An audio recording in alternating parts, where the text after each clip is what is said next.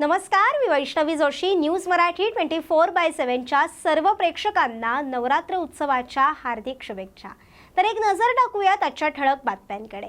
उमरखेड तालुक्यातील गाडी बोरीहून जाणार तर सहस्त्रकुंड धबधबा पर्यटन स्थळ म्हणून ओळखला जाणाऱ्या रस्त्यावर अतिशय खड्डे पडून रस्ता निकामी झालाय. तर शासनाकडे वारंवार तक्रार करून शासन मात्र दखल घेत नाहीये. इथं काय वाघ वगैरे काय येतात का? वाघ, जनावर, अस्वल काही येतात का? अस्वल येतात. अस्वलाची संख्या आहे. किती आहेत अस्वल इथं? आता अंदाजित काय कळणार नाही, पण येतात, भेटतात कधी मध्ये. इथे काही गाई वगैरे काही खाल्ल्या अस्वलानं आतापर्यंत? काय नाही, अस्वलानं नाही खाली आतापर्यंत. गाय वाघानं? वाघानं असं कधीतरी कुठेतरी घटना घडते.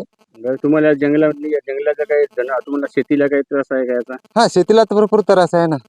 त्याबद्दल आम्ही सरकारला विनंती बी केली की बा आम्हाला जाळी कुंपण द्या शेतीसाठी. अच्छा. जनावर येतात, खातात, रोही, नीलगाय.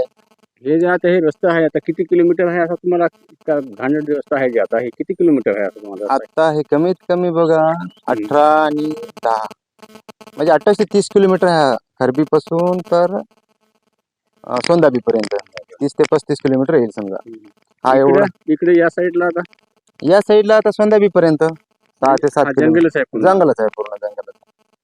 याच्याबद्दल तुम्हाला सरकारला काही तुम्ही सांगितलं पहिले की आम्हाला रस्त्याची अडचण अहो, आहे? आम्ही आता आमचे डोके फोडायची वेळ आली. अच्छा. आता आमचं आम्हीच डोके फोडून घ्या. प्रत्येक आंदोलन करायला, प्रत्येक म्हणजे आम्ही जे नाही करायचं ते केले. आत्मदहनाची घोषणा केली, मोरचंडीला मोठा आत्मदहनाचं बी बघितलं. नंतर उमरखेडला एक मोठी फाशी घ्यायची ती सुद्धा केलं या रोडसाठी. म्हणजे आतापर्यंत कुठपर्यंत करायचंय. तर अशाच बातम्या बघण्यासाठी पाहत राहा न्यूज मराठी 24/7. नवा भारत, नवा विचार.